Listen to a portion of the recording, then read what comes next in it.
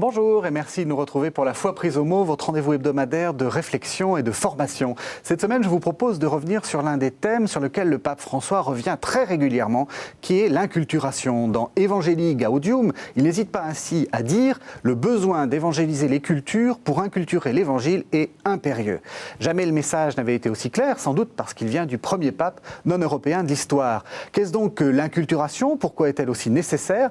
Et les craintes que l'Église a longtemps eues à son égard ne proviennent-elles pas d'un certain européocentrisme culturel? Pour répondre à ces questions, deux invités. Pierre Diarra, bonjour. Bonjour. Vous êtes théologien, vous êtes anthropologue, vous avez une double thèse, une thèse en théologie de la Catho de Paris, l'Institut catholique de Paris, et puis en histoire des religions de la Sorbonne. Vous êtes aussi le rédacteur en chef de Mission de l'Église, c'est le magazine, enfin le journal des œuvres pontificales missionnaires. Et puis vous enseignez à l'Institut de sciences et théologie des religions à l'Institut catholique de Paris, l'anthropologie des religions traditionnelles et puis la théologie de la mission. Olaf Derenthal, bonjour. Bonjour. Alors vous êtes théologien, mais vous êtes aussi un tout jeune spiritain. Oui, vous êtes spiritain en formation et puis vous avez longtemps vécu en Afrique et vous avez même fait une thèse sur ces questions, enfin sur les questions portant sur l'Afrique. Voilà. Alors pour commencer, j'aimerais que, je l'ai dit, le pape, c'est vraiment, on sent que c'est son leitmotiv, il le répète plusieurs fois, en particulier dans sa lettre, son exhortation apostolique et Evangelii Gaudium. J'aimerais peut-être une première définition de l'inculturation. Qu'est-ce que c'est que l'inculturation? Pierre Diarra. Alors, on pourrait peut-être prendre la définition de Jean-Paul II, qui dit ceci, et c'est très important. L'inculturation signifie une intime transformation des authentiques valeurs culturelles par leur intégration dans le christianisme et l'enracinement du christianisme dans les diverses cultures humaines. Et il le dit dans Redemptoris Missio. Et bien sûr, ce n'était pas la première fois qu'on parlait de cela. Il l'avait déjà dit très tôt en 79, où il disait que finalement, la foi chrétienne rencontre les cultures. Et les cultures, en acceptant un certain nombre d'éléments du christianisme, se retrouvent dans une logique de donner et de recevoir. Donc, ils reçoivent la foi chrétienne qui va transformer les cultures. Et les cultures qui reçoivent la foi chrétienne vont donner des éléments à la foi chrétienne au niveau international. Concrètement, Olaf Derenthal, ça veut dire quoi? Ça veut dire que le christianisme, pour vous, doit s'adapter ou c'est naturel, c'est un mouvement naturel? C'est-à-dire qu'à partir du moment où il y a évangélisation, il y a forcément mélange. Je ne crois pas que c'est naturel parce que ce sont toujours des personnes qui apportent, qui annoncent la bonne nouvelle. Chacun des missionnaires, pour employer ce mot-là, à son bagage, à sa culture qu'il amène, et avec cela, il va à la rencontre de l'autre. Donc pour moi, le défi de l'inculturation, ça veut dire la bonne nouvelle dans le langage des personnes qu'on rencontre. Et ça dépend des temps, ça dépend des cultures, et il faut être inventif là-dedans, parce que la bonne nouvelle, ce n'est pas quelque chose, pour moi, qui est fixe, qui est pétrifié. Il faut le toujours redire, et avec les temps qui changent, il faut le redire autrement.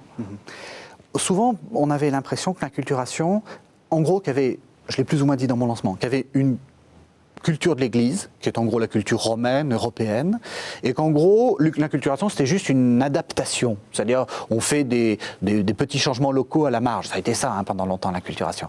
Est-ce que c'est comme ça qu'il faut voir les choses? Non, je ne pense pas. En fait, il y a eu plusieurs termes qui ont été utilisés avant qu'on en vienne à voir l'inculturation s'imposer comme terme. Il y a eu donc le terme adaptation, le terme acculturation, et finalement, le terme inculturation s'est imposé dans la mesure où il rejoignait davantage quelque chose de très théologique et très important, l'incarnation. C'est-à-dire le Christ qui est venu dans une culture donnée, eh bien désormais rend cette obligation de l'inculturation, c'est-à-dire la foi chrétienne, bien sûr on peut dire elle vient toujours d'ailleurs, et on pourrait dire la première personne qui a été inculturée, ce serait le Christ, le Fils de Dieu qui vient chez les hommes. Et du coup, le missionnaire qui arrive avec l'Évangile, il porte bien sûr l'Évangile dans une culture, mais cette culture va rentrer dans la nouvelle culture avec cette logique de l'incarnation qui est vraiment forte. Et c'est pourquoi on ne peut pas parler c'est pourquoi le terme inculturation s'est imposé. Ce n'est pas une adaptation avec des éléments extérieurs, ce n'est pas une acculturation simplement, c'est vraiment la rencontre qui va transformer et la manière dont vivent les chrétiens déjà, ceux qui apportent l'Évangile, et bien sûr les nouveaux qui arrivent dans la foi chrétienne et qui arrivent avec toute leur richesse. Donc il y a un échange, une sorte de richesse que la culture va donner et une richesse aussi que la foi chrétienne va donner. Pierre Diarra dit quelque chose de très fort. Est-ce que vous seriez d'accord? Il a dit finalement le Christ c'est le premier à s'inculturer d'une certaine façon. Vous diriez aussi la même chose, l'incarnation c'est Dieu qui s'inculture? Oui, je dirais la même chose. Et en même temps, quand vous avez dit ça, j'ai pensé à quelque chose d'autre qui disait, avant le missionnaire, Dieu était déjà là. Et, ou autrement dit, l'esprit nous précède. Donc, je ne crois pas, je n'ai jamais entendu, mais je ne crois pas qu'il y aurait une culture qui serait complètement détachée ou qui n'aurait aucun sens de religieux, de divin.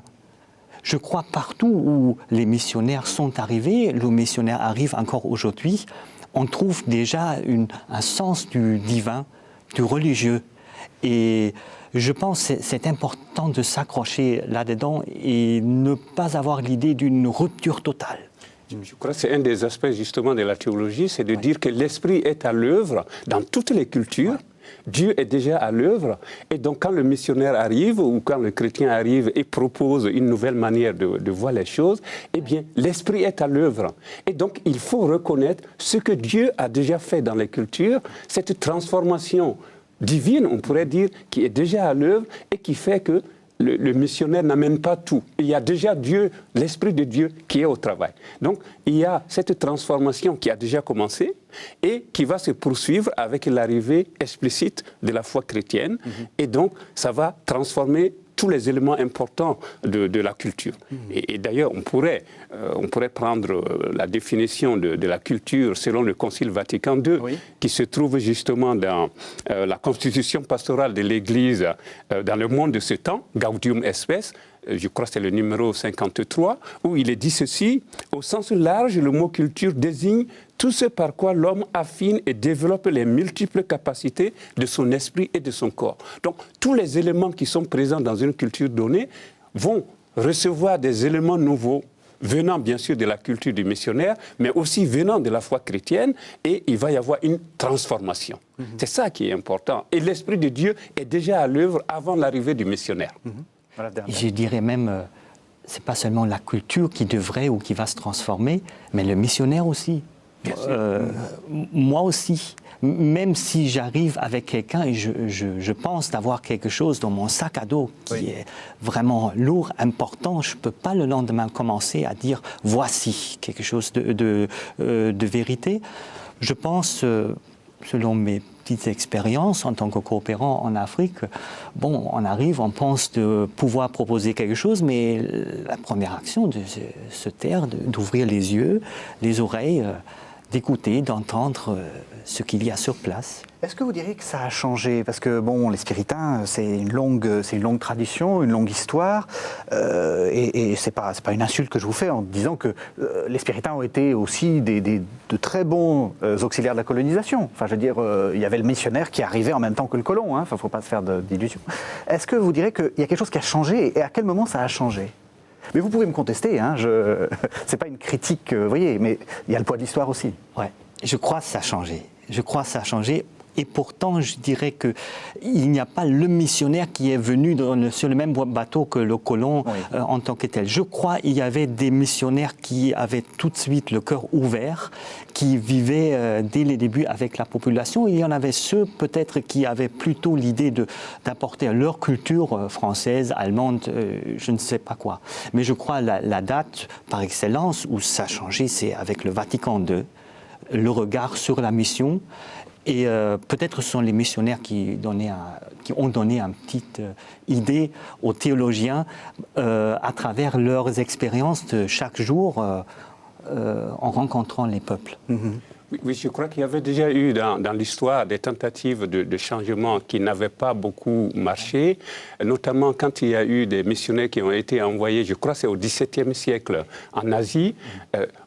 On leur a demandé, n'apporte pas dans ces pays la France, l'Espagne, l'Italie ou d'autres pays apportaient la foi chrétienne. Donc il y a le souci de l'Église de ne pas imposer la culture des missionnaires à ceux à qui ils annoncent l'Évangile. Donc il y a cet aspect. Et puis il y a un autre élément que moi j'ai vu chez les missionnaires spiritains, les Pères Blancs et d'autres missionnaires, c'est que quand ils arrivent, ils apprennent la langue, ils apprennent la culture locale et ils essaient vraiment de rentrer dans une logique de rencontre. Des rencontres entre donc les locaux, on va dire, et puis ceux qui sont venus d'ailleurs porter l'Évangile. Et je crois que la plupart des responsables missionnaires spiritains, Pères Blancs et d'autres, en tout cas en Afrique de l'Ouest, cette région que je connais mieux que d'autres, eh bien, ils avaient le souci de présenter la foi chrétienne en essayant de se baser sur les éléments locaux. Donc, ça donne une dimension importante. Et le cardinal Lavigérie, par exemple, demandait à ce que les missionnaires ils soient habillés comme les gens, qu'ils apprennent la langue, qu'ils apprennent les coutumes et qu'ils prennent vraiment, on pourrait dire, la température locale pour mieux comprendre les gens et mieux proposer l'Évangile. Donc il y a cette dimension qu'on retrouve chez les spiritains et les Pères Blancs qui ont évangélisé l'Afrique de l'Ouest et chez d'autres missionnaires dans le monde entier. Il n'y a jamais eu de ressentiment vis-à-vis de... je veux dire, est-ce qu'en Afrique, on ne se dit pas quand même, cette religion, ça a été apporté par des Blancs qui nous ont... Vous voyez, est-ce que ça existe encore ou plus du tout? Oui, il y a eu des gens... Disons les choses de manière claire, enfin je veux dire, il faut être franc. Il y a eu des gens, et même aujourd'hui encore, il y a des gens qui disent que c'est une religion venue d'ailleurs, et souvent, il faut aussi leur dire que l'islam est venu d'ailleurs, et d'ailleurs, dans les cultures, il ne faut pas considérer les cultures comme quelque chose de figé. Les cultures ont toujours été en dialogue avec d'autres cultures. Et d'ailleurs, c'est en train d'influencer sur l'inculturation parce qu'on ne peut pas prendre un élément fixe de la culture et dire on va inculturer à partir de cette étape. Il faut considérer la culture en mouvement, comme un être vivant. Et c'est dans cette logique qu'il faut aussi proposer l'Évangile et voir quels sont les éléments qui changent et comment améliorer justement cette rencontre culturelle, la culture du missionnaire, la culture de celui qui reçoit l'Évangile, mais aussi à l'intérieur, dans la réception même de la foi chrétienne, dans la réception de l'Évangile, il y a aussi des changements culturels. Par exemple, les jeunes n'ont pas la même culture que les anciens. Et on ne va pas inculturer l'Évangile seulement pour ceux qui ont plus de 50 ans ou plus. Il faut aussi penser aux jeunes. Et cette inculturation est très importante. Et je pense que les spiritains, comme les Pères Blancs et d'autres missionnaires, sont soucieux de cela, même si, d'une certaine logique missionnaire, ce sont les locaux, donc les communautés chrétiennes et les nouveaux responsables locaux, les évêques, les prêtres locaux, qui sont chargés vraiment d'inculturer. Il n'en demeure pas moins que les missionnaires sont sensibles à cette dimension de l'Évangile. On va en parler dans la seconde partie de l'émission. Ce que je vous propose de faire, c'est qu'on fasse une première pause pour entendre justement le texte que vous avez cité, Redemptoris Missio, de Jean-Paul II. Ça date de 1991 et c'est le paragraphe 53. Les missionnaires, originaires d'autres églises et d'autres pays, doivent s'insérer dans le monde socio-culturel de ceux vers lequel ils sont envoyés en surmontant les conditionnements de leur milieu d'origine. C'est ainsi qu'ils doivent apprendre la langue de la région où ils travaillent, connaître les expressions les plus significatives de la culture des habitants, en découvrant les valeurs par l'expérience directe. C'est seulement grâce à cette connaissance qu'ils pourront livrer au peuple, d'une manière crédible et fructueuse, la connaissance du mystère caché. Il ne s'agit certes pas pour eux de renoncer à leur identité culturelle, mais de comprendre, d'apprécier, de promouvoir et d'évangéliser celle du milieu où ils travaillent et donc d'être en mesure de communiquer réellement avec lui en adoptant un style de vie qui soit un signe de leur témoignage évangélique et de leur solidarité avec les gens. Les communautés ecclésiales en formation, inspirées par l'Évangile, pourront exprimer progressivement leur expérience chrétienne d'une manière originale, dans la ligne de leur tradition culturelle, à condition de demeurer en harmonie avec les exigences objectives de la foi proprement dite. Dans ce but, spécialement ce qui concerne les domaines les plus délicats de l'inculturation, Les églises particulières d'un même territoire devront travailler en communion les unes avec les autres et avec toute l'Église, convaincus que seule une attention à l'Église universelle et aux églises particulières les rendra capables de traduire le trésor de la foi dans la légitime variété de ses expressions. Voilà, alors on a entendu, c'est la dernière formule, la légitime variété de ces expressions. On sent bien que là, on est en 91, le pape François veut dire encore des choses plus fortes, enfin, ou pas plus fortes, mais plus claires encore. Là, est-ce que c'est une révolution ou est-ce que c'est quelque chose qu'on a toujours fait? Est-ce qu'il y a toujours eu inculturation? Oui, il y a toujours eu inculturation. Il faut d'abord se situer au premier moment de l'Église, avec donc ces étrangers au peuple juif qui vont devenir chrétiens. Est-ce qu'il faut qu'ils deviennent d'abord juifs avant de devenir chrétiens? Et donc, il y a eu la première polémique et la première assemblée pour essayer de voir comment on fait. Est-ce qu'il faut les circoncire avant? Est-ce qu'il faut qu'ils adoptent les traditions juives avant de devenir chrétiens? Donc, c'est le premier choc. Ensuite, le monde gréco-romain, dans quelle mesure ils vont devenir chrétiens et ils vont adopter ce qui a déjà été fait ailleurs? Donc, il y a de nouveau de l'inculturation et les pères de l'Église vont être très sensibles à cette dimension. Qu'est-ce qu'il faut prendre? Qu'est-ce qui est essentiel pour devenir chrétien? Et qu'est-ce qu'on rejette dans la culture locale? Et sur tous les points, il y a toujours cette rencontre culturelle entre donc ceux qui apportent l'Évangile et ceux qui reçoivent. Donc il n'y a pas toujours confrontation, mais on essaie de voir quels sont les éléments intéressants pour que le christianisme devienne vraiment culturel et prenne les éléments intéressants de la culture nouvelle. Donc, cette dimension a toujours existé. Mais il y a toujours eu, peut-être, un désir d'imposer des éléments culturels ou des manières de faire de la culture qui a déjà reçu le christianisme et qui propose. Et ça n'a pas été toujours facile, mais il y a toujours eu ce désir de tenir compte de la culture de celui à qui on propose l'Évangile. Je ne sais pas si, à travers l'histoire, les missionnaires se sont toujours posé la question ou se sont rendus compte, comme nous avons le privilège de le faire maintenant, de dire, bon, c'est l'Évangile, c'est la culture, on ne peut pas déchirer les deux, ça va ensemble, mais il faut se rendre compte qu'est-ce qui relève de ma culture et qu'est-ce que je peux dire dans une autre culture d'une autre façon et en même temps rester fidèle à l'Évangile. Oui. Et comment on fait, justement? C'est la bonne question. C'est tout à fait la question. Je pense que... Je ne sais pas si je peux parler un peu des expériences. Au contraire. Pas dans le domaine directement de l'Église, la liturgie, tout cela. J'ai eu l'occasion de travailler dans le domaine un peu de la santé. Et là aussi, vous êtes confronté à des questions de vie et de mort. La santé, la maladie, ça vient d'où? Et là, vous ouvrez tout un cosmos de perception religieuse. Et là, eh bien, si je rencontre une culture où une maladie est expliquée par un envoûtement ou c'est une sorte de malédiction et la personne qui souffre de la maladie est mise à l'écart à cause de cela, eh bien, l'Évangile dit autre chose là-dedans. Donc je peux parler d'un Dieu, d'un Christ qui s'est montré très particulièrement attaché aux malades. Évidemment, ce que je ne peux pas dire, ce que je ne peux pas faire, de dire cette perception, cette cosmologie que je rencontre là-bas, c'est pas valide. C'est pas une réalité. Mais non, parce que c'est une réalité. Même si moi je ne suis pas habitué à cette réalité, il faut que je l'apprenne. Et au moment où je l'ai appris, dire avec les mots que je trouve sur place que le Christ nous annonce quand même quelque chose d'autre. Alors on avait parlé d'en parler après, mais on arrive directement sur la question, qu'est-ce qu'on fait des religions traditionnelles?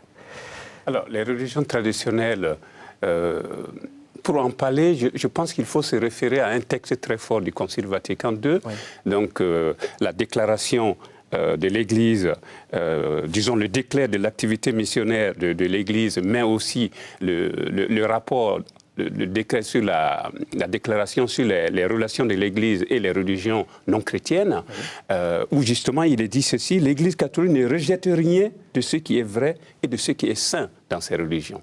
Donc il y a des éléments, et il est même dit dans ce texte que non seulement il faut garder, mais il faut le promouvoir. Parce qu'il y a des éléments très intéressants dans toutes les religions, dans toutes les cultures. Et donc, si l'Église découvre des éléments très intéressants, il faut les sauvegarder et enrichir le christianisme. Et bien sûr, il y a des termes qu'il va falloir préciser, il y a des expressions qu'il va falloir christianiser, mais quelque part, l'Église se dit, Dieu est déjà à l'œuvre, l'Esprit est déjà à l'œuvre, et par conséquent, si nous balayons d'un revers de main tout ce qui est là, nous risquons de balayer une partie de l'œuvre divine qui est déjà présente dans les cultures et dans les religions. Donc c'est cet aspect qui me semble très intéressant. Et pour les religions traditionnelles africaines, évidemment, on est obligé de prendre des termes qui existent pour parler de Dieu. Oui. Selon qu'on est en Afrique de l'Ouest, en Afrique centrale ou ailleurs, on va utiliser les termes qui existent. Bien sûr, il va falloir changer de manière de voir Dieu. Est-ce que c'est un Dieu qui punit? Est-ce que les ancêtres sont prioritaires, etc. Donc tous ces aspects sont à préciser, mais en sachant qu'il y a des éléments très positifs et même très importants qu'il faut garder pour que la foi ne reste pas éternellement comme quelque chose qui vient d'ailleurs. Il faut vraiment que ça prenne racine, que ça s'incarne et que ça devienne la référence de ceux qui adhèrent au christianisme dans cette localité. Oui. Il y a ce que vous venez de dire. Je me souviens d'un entretien avec un confrère tanzanien qui m'a dit que, parce que vous venez de parler des ancêtres, n'est-ce pas, qui m'a dit, avant qu'il ne parte en voyage, c'est le coutume de se rassembler autour du tombeau de son grand-père et prier la protection de son père quand il est en voyage. Le grand-père, ce n'est pas un saint dans le sens strictement parlé, mais cette présence des ancêtres qui protègent, qui sont parmi nous, les morts ne sont pas morts, ça m'a beaucoup impressionné. Est-ce que théologiquement c'est faux ? Est-ce qu'il n'y a pas quelque chose qu'on pourrait raccrocher ? Enfin, je veux dire, par exemple, des questions de communion des saints ou de choses comme ça. Pas forcément les saints officiels du calendrier, mais est-ce que ça vous dérange, vous ? Absolument pas. Au contraire. Moi, j'ai vécu des expériences comme ça, comme une grande richesse. Très, très grande richesse. Alors, en fait, la logique théologique, c'est de dire que dans toute culture, dans toute religion non chrétienne, il y a des éléments à purifier, à critiquer, pour justement améliorer, avec donc les logiques chrétiennes, l'amour, la justice, la paix. Et là, on doit regarder qu'est-ce qui peut être développé. Il peut y avoir des éléments très importants de la foi chrétienne qui sont déjà présents et qu'il va falloir développer. Et il peut y avoir des éléments, je donne simplement quelques éléments très rapidement. Ça peut être l'inégalité entre hommes et femmes, ça peut être une certaine exploitation des enfants ou une certaine exploitation des riches par les pauvres ou d'autres éléments importants. Eh bien, le christianisme doit critiquer cela. Et il peut y avoir justement des éléments très forts qui peuvent venir dans les localités christianisées, qui peuvent être des éléments qu'on peut proposer à d'autres. Moi je pense à deux exemples très rapidement.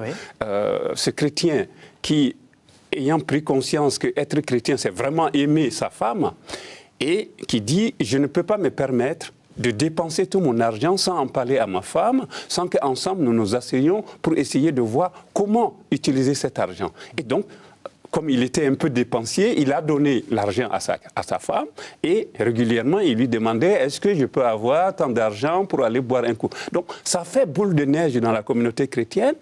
Si on aime sa femme et qu'on est chrétien, il faut changer un certain nombre de comportements. Le deuxième exemple, c'est par rapport à l'héritage, que j'ai vu aussi en Afrique, où justement, la logique traditionnelle, c'était que, bon, une fois que le monsieur était décédé, les frères du mari défunt venaient prendre tout, y compris la femme, bien sûr. Et donc, en tant que chrétien, la communauté chrétienne s'est réunie et s'est dit, ce n'est pas possible, si on est chrétien, on ne peut pas accepter cela. Donc, il y a la critique culturelle et il y a des éléments qui peuvent être renforcés, qui peuvent être l'expression de l'amour révélé en Jésus-Christ. Alors qu'est-ce qu'on fait avec, vous allez me dire si c'est si important que ça, mais avec les questions de sorcellerie, les questions de magie, les questions... Parce qu'il y a une très grande tradition européenne de s'en méfier et même de vouloir les éradiquer. Mais ça tient aussi à l'histoire de l'Europe, c'est-à-dire qu'on a identifié le paganisme avec des actes magiques, et donc en voulant éradiquer le paganisme, on a aussi éradiqué ces actes magiques. Est-ce qu'il faut les garder? Est-ce qu'il ne faut pas les garder? Quel rapport on a? Et d'abord, est-ce que c'est est-ce que c'est ça la religion traditionnelle? Alors, ce n'est pas cela la religion traditionnelle. Ce qu'il faut savoir, c'est que même dans les religions traditionnelles africaines, la sorcellerie est condamnée. Et ceux qui s'adonnent à des pratiques de sorcellerie, ils ne peuvent pas être ancêtres. Donc, quelque part, ils ne peuvent pas être béatifiés, entre guillemets. C'est ça. Et dans la logique de la sorcellerie, il faut regarder qu'est-ce qu'on met en relief. Il y a, on pourrait dire, le désir fondamental de faire du mal à l'autre, qui ne peut pas être accepté dans la religion traditionnelle africaine, mais il y a un certain nombre d'éléments anthropologiques qui permettent de comprendre pourquoi on est dans cette logique. Comment expliquer le mal, notamment le malheur à répétition, comment expliquer qu'il y ait toujours des gens qui ne veulent pas le bien des autres, comment expliquer un certain nombre d'éléments socio-culturels qu'on ne comprend pas bien, le mal, comment expliquer le pouvoir qui est plus ou moins pervers. Donc tous ces éléments se focalisent sur le terme sorcier, où justement on se rend compte qu'on peut même être sorcier sans le vouloir. Donc tous ces aspects sont à prendre en compte pour comprendre la logique anthropologique de la sorcellerie, mais en aucun cas la sorcellerie ne peut être acceptée, et même au niveau des religions traditionnelles africaines, il y a un combat farouche où justement on cherche à dévoiler, à trouver le sorcier pour que justement on arrête cette logique de jalousie, de nuisance, où on a l'impression que finalement ce n'est pas le bien des autres qu'on veut, mais plutôt leur malheur. Et en tant qu'Européen que je suis, en allant en Afrique, là, il me fallait aller à l'école pour comprendre ça, ce que vous venez de décrire. Parce que la première impression, évidemment, avec le choc culturel un tout petit peu, ce qu'on perçoit, surtout si vous travaillez dans le domaine de la santé, ah bon, c'est la sorcellerie qui apparemment domine tout. Est-ce que ça, c'est la religiosité? Et nous, en tant qu'Occidentaux, on est parfois trop vite à juger. Ah, mais écoutez, on devrait dépasser cela et on se met dans une posture supérieure. Plutôt qu'un bon culte. Oui, voilà. Oui. Et puis parfois aussi, c'est pour chercher un bouc émissaire et pour éviter de se rendre vraiment responsable de ce qui arrive. Au lieu de se dire qu'est-ce que j'ai fait et qui pourrait être amélioré, quelle est ma relation sociale, quelle est ma responsabilité pour changer, pour que les conditions de vie soient meilleures, eh bien, on trouve un bouc émissaire et finalement, on se cache derrière le sorcier et on ne change rien, on dit c'est la faute du sorcier, alors que peut-être il y a une complicité pour que justement on ne dénonce jamais le mal et qu'on n'en vienne jamais à se dire qu'est-ce qu'on peut faire pour améliorer la situation. Donc il y a cet aspect aussi qui est très important. Et c'est quelque chose de très complexe, j'ai trouvé, en tant qu'étranger, d'abord de comprendre ça, les mécanismes qui sont là. Juste pour revenir sur les antibiotiques, ils sont pas mal aussi nécessaires pour quand on laisse un malade en disant il y a un sorcier derrière ça, même un antibiotique. Mais non, il faut soigner. Mais en même temps, il faut prendre compte cet univers, cette réalité qui est là et qui ne peut pas être effacé par des antibiotiques, comme vous l'avez dit. Il y a le père Éric de Rony, un jésuite qui a beaucoup travaillé au Cameroun, à Douala, et qui a justement dénoncé toutes ces situations où justement on peut voir une fille accuser sa mère, on peut voir un homme accuser son père de sorcellerie et de dire qu'ils sont contre lui. Mais en fait, c'est toute une logique anthropologique qu'il faut essayer de mettre en relief pour essayer de comprendre les comportements et voir jusqu'où il n'y a pas une certaine complicité, soit au niveau familial, soit au niveau social, soit avec le pouvoir, où justement on attise des peurs et on ne veut pas prendre les problèmes au sérieux pour essayer de les résoudre. Donc il y a tout cet aspect derrière le terme sorcellerie et la réalité sorcellerie, parce que c'est un phénomène, finalement, on pourrait dire, qu'on n'arrive pas à combattre en Afrique, même s'il y a des efforts, y compris chez les chrétiens, pour essayer de trouver des solutions.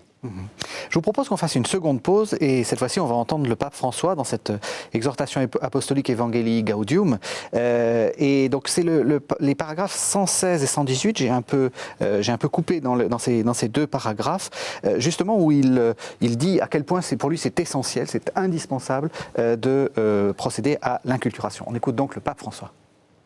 Quand une communauté accueille l'annonce du salut, l'Esprit Saint féconde sa culture avec la force transformante de l'Évangile. De sorte que, comme nous pouvons le voir dans l'histoire de l'Église, le christianisme n'a pas un modèle culturel unique, mais tout en restant pleinement lui-même, dans l'absolue fidélité à l'annonce évangélique et à la tradition ecclésiale, il revêtira aussi le visage des innombrables cultures et des innombrables peuples où il est accueilli et enraciné. Chez les divers peuples qui expérimentent le don de Dieu selon leur propre culture, l'Église exprime sa catholicité authentique et montre la beauté de ce visage multiforme. Bien comprise, la diversité culturelle ne menace pas l'unité de l'Église. C'est l'Esprit Saint, envoyé par le Père et le Fils, qui transforme nos cœurs et nous rend capables d'entrer dans la communion parfaite de la Sainte Trinité où tout trouve son unité. Il construit la communion et l'harmonie du peuple de Dieu. Nous ne pouvons pas prétendre que tous les peuples de tous les continents, en exprimant la foi chrétienne, imitent les modalités adoptées par les peuples européens à un moment précis de leur histoire, car la foi ne peut pas être enfermée dans les limites de la compréhension et de l'expression d'une culture particulière. Il est indiscutable qu'une seule culture n'épuise pas le mystère de la rédemption du Christ. Voilà, alors des mots assez forts, peut-être parce que le pape n'est pas européen, mais quand il dit « il est indiscutable qu'une seule culture n'épuise pas le mystère de la rédemption du Christ », en gros, il est en train de taper peut-être sur les Européens, sur les Italiens, parce qu'on a quand même eu l'impression pendant très longtemps que l'Église avait un seul modèle culturel, qui était un modèle Vatican, enfin italien, avec prêtre en soutane, un rite, etc. Est-ce que vous êtes d'accord avec ça ? Moi, je pense que le pape, il a raison. En fait, partout où il y a des êtres humains, il y a déjà, comme je vous ai expliqué tout à l'heure, l'esprit qui est à l'œuvre. Donc, tant que le christianisme ne sera pas inculturé dans toutes les cultures, il y aura des richesses culturelles qui manqueront à l'enrichissement du christianisme. Et c'est pourquoi je crois que le pape, il a raison de dire que chaque culture va apporter sa note particulière. Si on sait que dans chaque culture, il y a quelque chose qui ressemblerait au génie du peuple, eh bien, il va y avoir une note supplémentaire, non seulement pour enrichir le christianisme, mais peut-être aussi pour mieux comprendre le donné révélé, qui peut s'exprimer de diverses manières et qui permet justement de mieux comprendre ce que Dieu nous dit, dans un contexte précis bien sûr, mais aussi dans un système d'échange au niveau universel.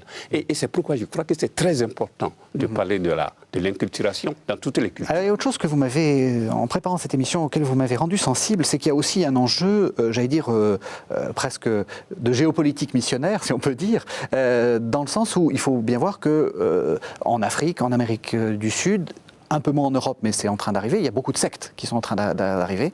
Et vous m'avez dit, l'inculturation, c'est la meilleure manière d'essayer de combattre ce phénomène qui, malgré tout, n'est pas très satisfaisant. Pourquoi ? Alors, moi, je verrais deux logiques pour justement contrer cette tendance à faire des sectes. En Afrique, par exemple, un des aspects importants de chaque religion, c'est de dire comment est-ce que la religion va m'aider à vivre.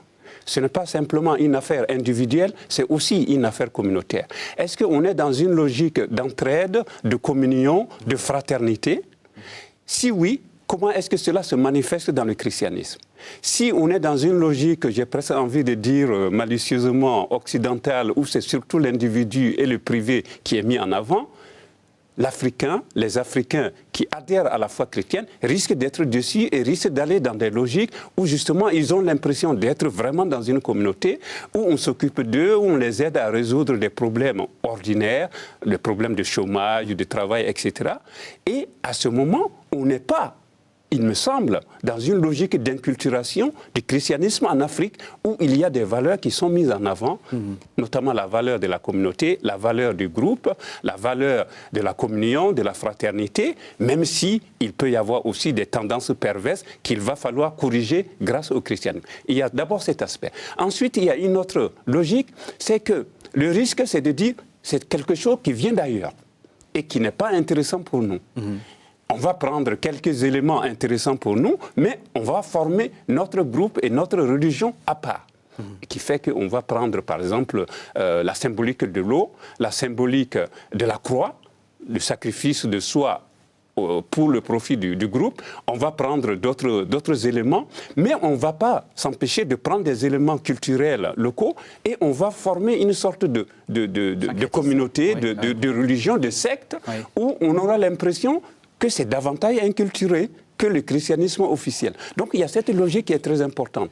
Et puis il y aurait peut-être le fait que finalement le missionnaire, comme celui qui va recevoir l'évangile en Afrique, ça peut être en Asie, en Amérique ou ailleurs, eh bien il est dans une logique d'échange, où finalement l'inculturation en Afrique ne concerne pas seulement les Africains, ça concerne aussi les Occidentaux, ça concerne les Asiatiques. C'est ensemble que nous recevons l'Évangile et que nous essayons de comprendre ce que Dieu a voulu nous dire. Donc il y a cette logique qui fait que autant l'inculturation concerne une communauté, concerne un pays, une région, mais elle concerne aussi l'Église universelle.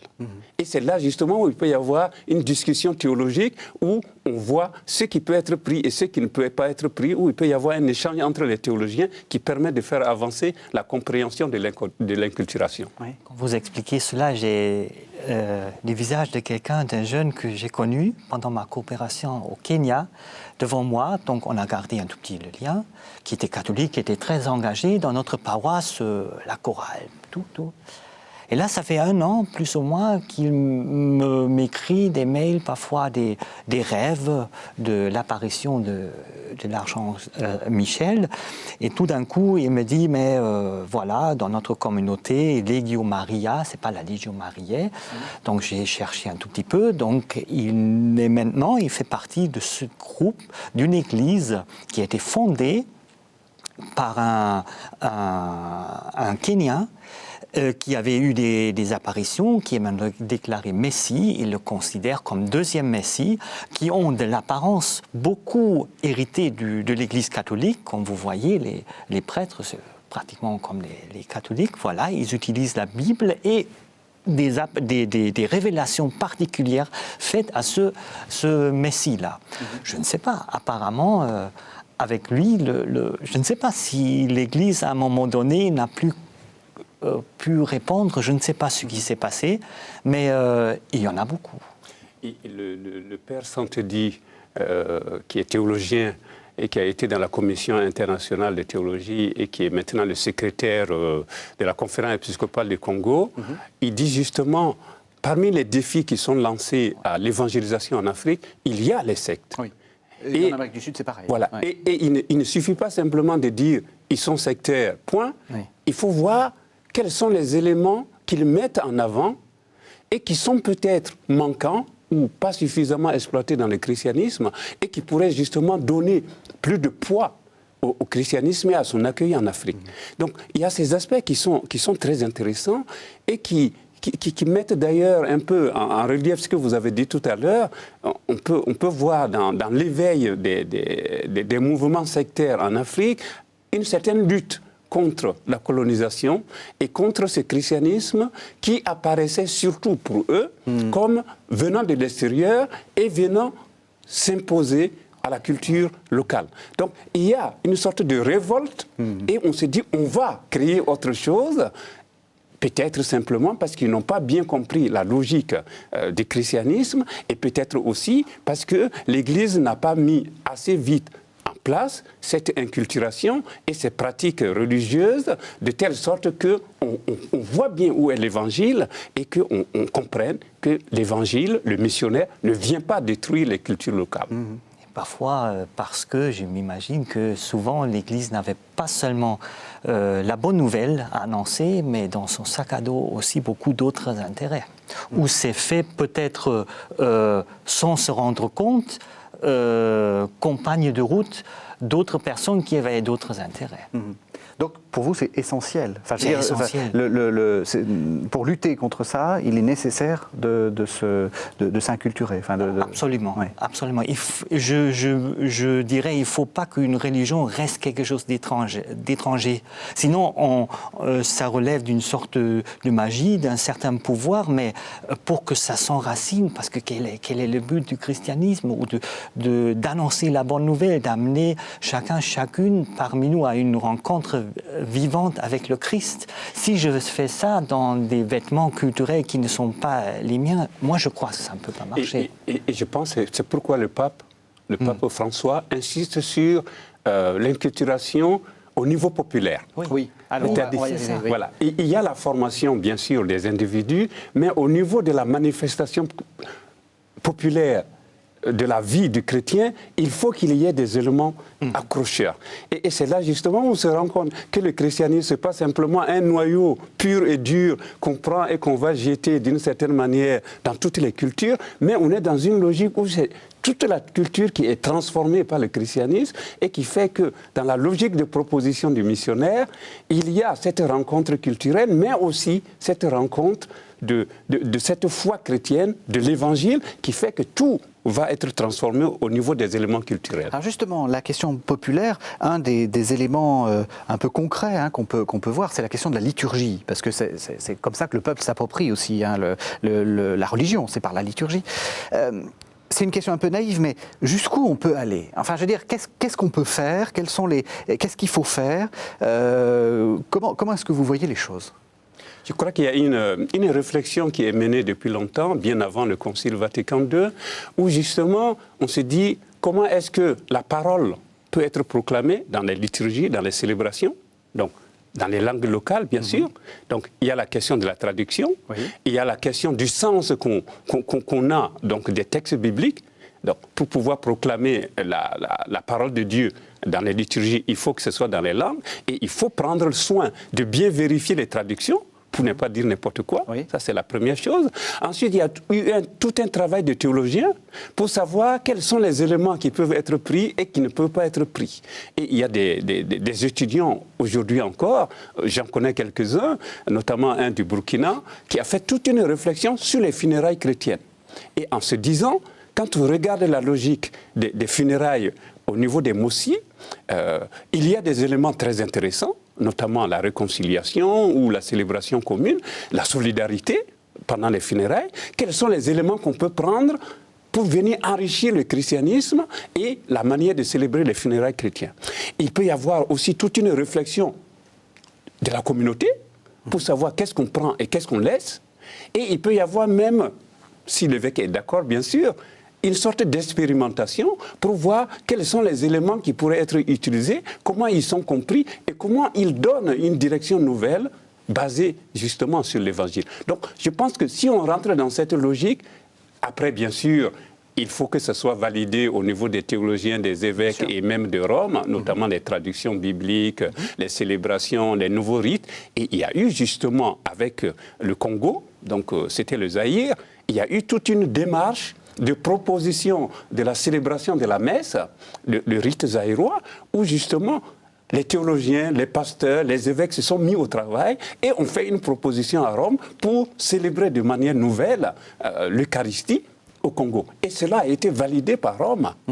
Ou par exemple, un des éléments qui me semble très fort, on ne commence pas par demander pardon, on commence par écouter la parole de Dieu, et c'est la parole de Dieu qui nous interroge, et pour répondre, pour accueillir cette parole de Dieu, évidemment, il faut faire une démarche de conversion. Donc on rentre dans une nouvelle logique où justement on met la parole de Dieu en avant, mais aussi on met en avant aussi la conversion grâce à la parole de Dieu qui nous scrute et qui nous permet de voir si oui ou non nous sommes dans une logique d'accueil de l'évangile, de conversion. Parce que l'inculturation aussi, c'est ça. C'est la conversion, c'est la transformation et c'est l'accueil dans tous les aspects de notre vie, de la vie d'un homme. Comment est-ce qu'on peut répondre davantage aux exigences de l'évangile? Alors la liturgie, vous aussi, quelle est votre expérience?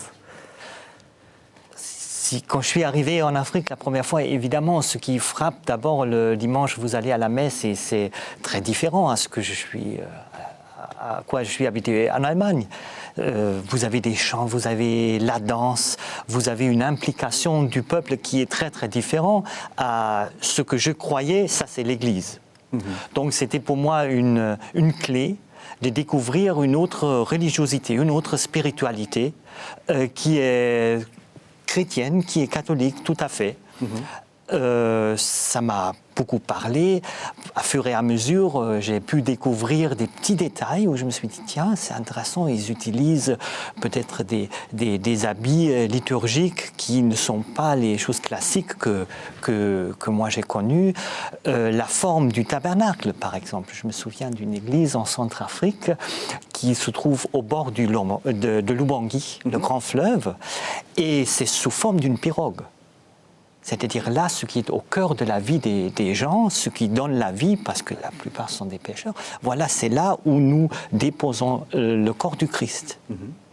Donc ça m'a beaucoup parlé, beaucoup plus comme si on avait importé peut-être un tabernacle qu'on a rangé d'une église qu'on a fermée en Europe. C'est intéressant parce que c'est ce que disait aussi Pierre Diarra. C'est utile pour la compréhension de l'Église universelle, donc pour votre propre compréhension. Absolument. Est-ce que vous allez faire la même chose ici en Europe? Oui. Jusque-là, on a parlé de l'inculturation et on a surtout vu comme si le centre c'est l'Europe et l'inculturation est important en Afrique. C'est pas du tout le cas, à mon avis. Moi aussi, je trouve ici en Europe, chaque génération a de nouveau cherché comment inculturer la bonne nouvelle du Christ. Il y a eu, il y a quelques années, une étude sociologique dans mon pays, l'Allemagne, pour voir quels milieux de la société se sont toujours touchés par la parole de l'Église. Et les sociologues ont défini autour de 10 milieux de la société. Ils ont dit pratiquement l'Église catholique touche encore 2,5. Ça donnait beaucoup à réfléchir dans notre Église. Donc, c'est-à-dire, est-ce qu'on n'a pas des formes, est-ce qu'on ne parle pas en venant de notre planète? Il faut la fidélité à l'Évangile et en même temps, il faut parler le langage de nos contemporains. Je pense que c'est un des aspects très importants qui a été développé en Afrique et qui pourrait être développé ailleurs, si ce n'était pas fait. C'est le fait d'apprendre à vivre en chrétien. Et il y a eu un prêtre dans le diocèse de San au Mali qui a essayé de prendre la logique de l'initiation traditionnelle africaine pour essayer de proposer à ceux qui se préparent à être baptisés, non pas simplement apprendre des choses intellectuelles sur la foi chrétienne, non pas simplement de savoir des choses sur les sacrements, mais apprendre à vivre en chrétien. Et il organisait avant le baptême des camps où justement les futurs baptisés apprenaient à vivre ensemble, à s'organiser, apprenaient des pages d'évangile par cœur pour pouvoir parler de Jésus concrètement. Et il m'a semblé que cette initiation chrétienne, qui a été beaucoup développée d'ailleurs en Afrique de l'Ouest, sous forme de réflexion catéchétique, mais aussi au niveau des célébrations, pourrait apporter des éléments au monde entier, où justement il ne s'agit pas simplement de savoir, il s'agit aussi de s'interroger sur la manière dont on vit la foi chrétienne au quotidien. Donc, il y a les célébrations, mais comment est-ce que cela se répercute dans les domaines politiques, dans les domaines économiques, dans les manières, dans les relations et dans les relations sociales. Donc tous ces aspects me semblent très importants et on peut les relier bien sûr à l'Eucharistie et aux célébrations et on n'a pas évoqué la question des pèlerinages où justement ça peut être l'occasion de toute une formation pour savoir qu'est-ce qui est essentiel pour le christianisme aujourd'hui et comment est-ce que nous pouvons le proposer aux nouvelles générations, comme il disait Olaf, pour que justement ce christianisme ne soit pas une affaire du passé ou simplement une affaire des Africains inculturent parce qu'ils sont tard venus dans le christianisme, mais que ce soit vraiment génération après génération pour se dire qu'est-ce qui est essentiel et comment est-ce que le christianisme vient me bousculer dans ma vie quotidienne. C'est intéressant ce que vous dites parce que finalement c'est ce que faisait saint Augustin dans ses fameuses catéchèses baptismales où il faisait à la fois, il préparait au baptême mais il faisait aussi un peu le service après-vente si on peut dire, c'est-à-dire il se posait la question de comment, comment on vit en chrétien. Et c'est, alors peut-être parce qu'il était en Afrique, lui aussi, il était en Afrique du Nord, oui. mais c'est intéressant parce que ce que vous dites c'est que justement l'inculturation ça peut aussi nous permettre de revitaliser des choses de notre propre tradition. Enfin je veux dire, il y a une sorte d'échange comme vous dites entre les deux cultures. Et cet échange-là, je crois, cet échange a un fondement anthropologique qui est très fort. En ce sens que dans toute rencontre humaine, il y a ce désir de donner, mais aussi ce désir de recevoir. Et dans une logique de rencontre culturelle, même entre chrétiens, il y a cette force de donner quelque chose qu'on a expérimenté et qui fait la force de la foi chrétienne inculturée et cette logique de recevoir d'autres. Et je crois que dans les échanges entre églises, il y a ce désir de donner et de recevoir et qui fait que finalement, quel que soit le lieu où nous allons en tant que chrétiens, ce que nous avons reçu et expérimenté peut être proposé à d'autres et ensemble nous pouvons trouver des chemins nouveaux pour mieux accueillir l'évangile et mieux en vivre. Merci, ça sera le mot de la fin. Alors, quelques livres. Donc, Pierre Dérat, vous avez rédigé pour les évêques de France un document épiscopat. C'est le document 11 qui est paru en 2013, Les religions des ancêtres en Afrique. Je présente aussi votre revue qui s'appelle donc Mission de l'Église. C'est la revue des œuvres pontificales missionnaires. Et puis 2 livres que vous avez aussi dirigés ou co-dirigés. 100 ans de catholicisme au Mali, approche anthropologique et théologique d'une rencontre. 1888-1988, c'est paru aux éditions Cartala. Et puis Les pays africains entre violence, espoir et reconstruction. L'action des chrétiens et des églises, c'est aussi paru aux éditions Cartala. Alors peut-être aussi le site de la mission, www.mission.catholique.fr. Merci à tous les deux, bonne chance. Merci. Dans vos études et puis pour votre future ordination et puis peut-être pour votre future mission également. Merci. Merci vraiment à tous les deux. Vous pouvez retrouver cette émission sur www.ktotv.com. Merci de nous avoir suivis et à la semaine prochaine.